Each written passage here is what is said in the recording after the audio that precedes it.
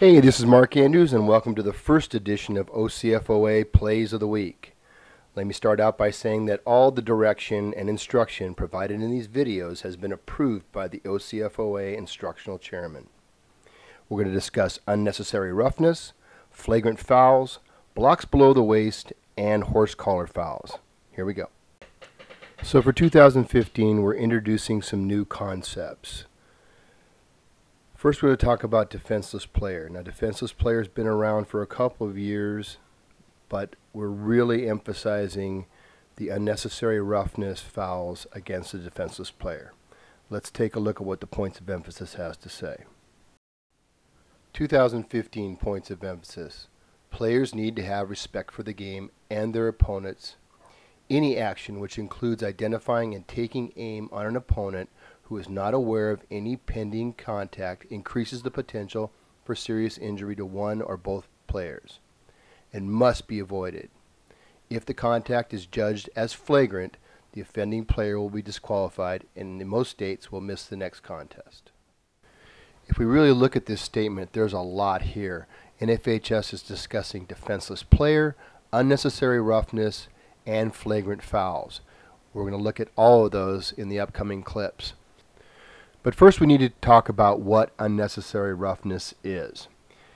Unnecessary roughness has always been a part of the rule book, but has rarely been called as a foul. The 2015 points of emphasis equates excessive contact with unnecessary roughness, and then goes on to delineate situations that we need to be particularly aware of. They include blindside blocks, peel back blocks, and airborne receivers attempting to secure the ball. These provide windows of opportunity for potentially dangerous contact situations to occur.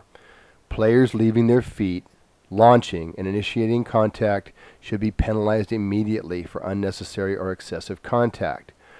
We've also had subsequent direction that players dipping their shoulders and launching into opponents is considered excessive and unnecessary.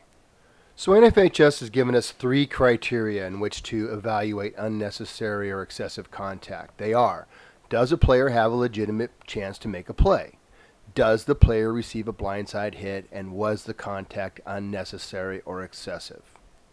In the first example, the answer to all 3 questions is yes, and obviously then we have a foul for unnecessary roughness or excessive contact.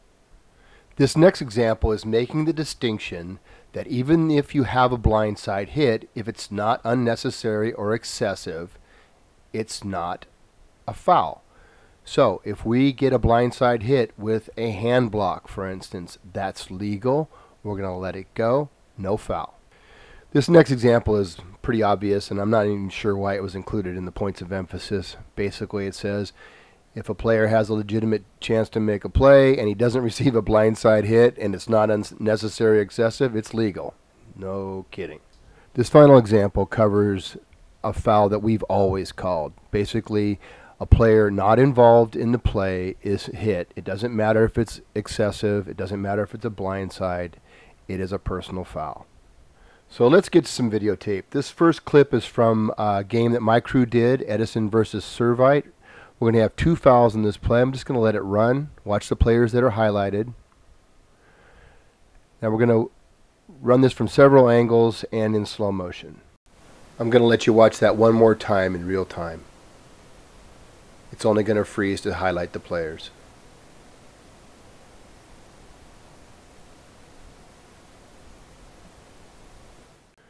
Okay, we're going to run this again, this time slowing things down. This is a busted play. This is where typically we see these types of fouls, these peel back blocks and blindside blocks.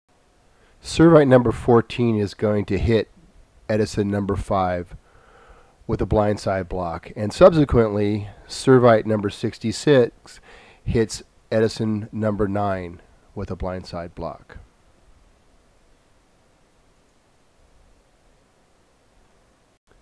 So let's take a look at this from a different angle and also with some highlights. I will tell you that neither foul was called on this play. I saw the first foul and passed on it because I thought at the time that it wasn't severe enough to warrant a foul. I think after looking at this film, I was incorrect. So let's freeze it right here. You can see that I'm looking at the foul.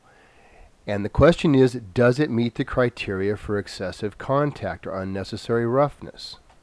Here are the criteria that NFHS has laid out. Was this a blindside block? Absolutely. Is it unnecessary or excessive?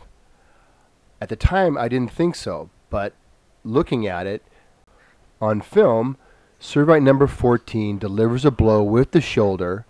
He could have used a hand block. This is excessive and unnecessary. Therefore, it meets the criteria laid out in the 2015 points of emphasis.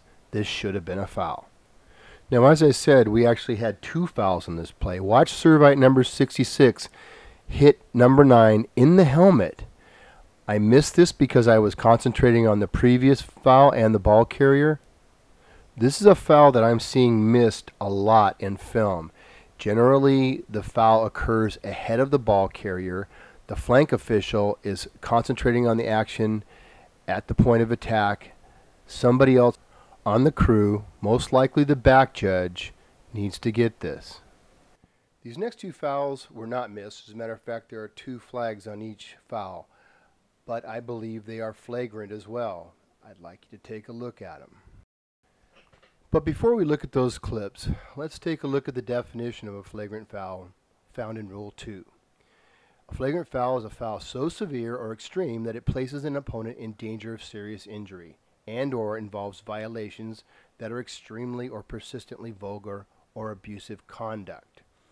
The fouls we're going to see involve the first part of the definition, a foul so severe or extreme that it places an opponent in danger of serious injury. Flagrant fouls are also discussed in the 2015 points of emphasis. Here we're discussing a defenseless player. You'll note at the bottom it says, if the contact is judged as flagrant, the offending player will be disqualified. So here's our first example of a flagrant foul. This involves a punt. This is often again where the unnecessary roughness fouls occur. We're going to see Edison number 25 line up Canyon player number 81. He's got plenty of time to decide where he's going to hit number 81. He chooses to hit him high. There's a launch, and the hit is extreme. Extreme, yes, but is it flagrant? Let's revisit the definition of a flagrant foul. A foul so severe or extreme that it places an opponent in danger of serious injury. Let's take a look at this hit again. This is from the end zone, and I think you're going to get a really good look at how severe this hit is. I don't think there's any doubt this is a flagrant foul, and neither does Chad. We want to see this result in an ejection. This player had plenty of time to decide how he was going to deliver this hit. Watch the severity. Watch him dip and come under the chin.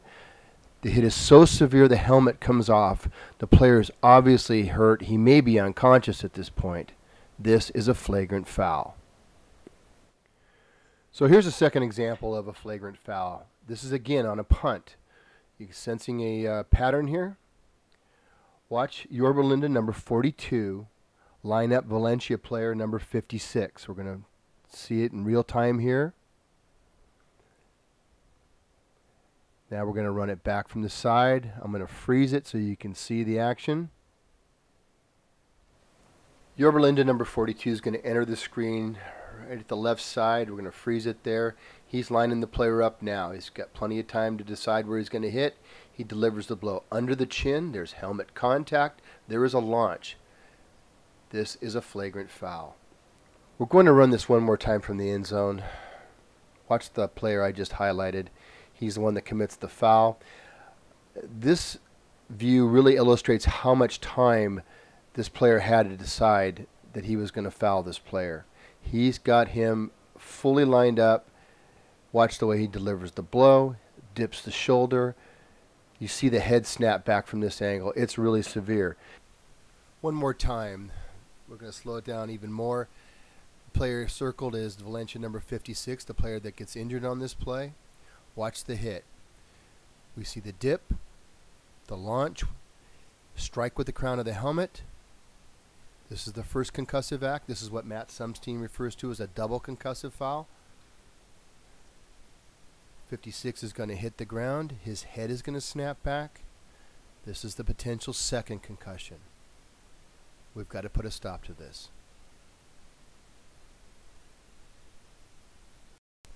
This next play involves a flagrant foul for a block below the waist. Let's remind ourselves what a flagrant foul is. Let's take a look at the play. Now this isn't a great angle for this foul, but I'm going to run it in real time, get a first look at it. Los Amigos number 5 is going to take out the Cyprus player number 42 below the knee. As I said, you're not going to see it that well here, but when you see it from the end zone, it'll become very apparent. Here's the end zone view.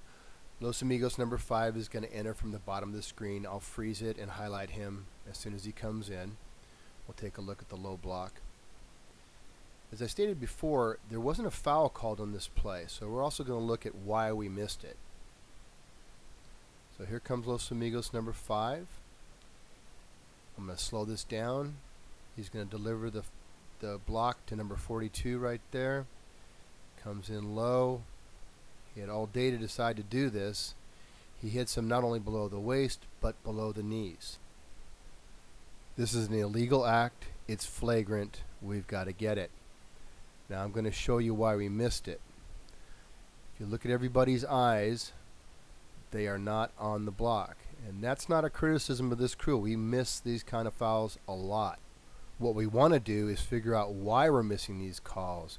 And we're going to devote some of our future film clips to that topic. So here we see the aftermath of the block. You're going to see 42 is hurt. 5 recognizes that he hurt him, and he actually is going to try to help him up.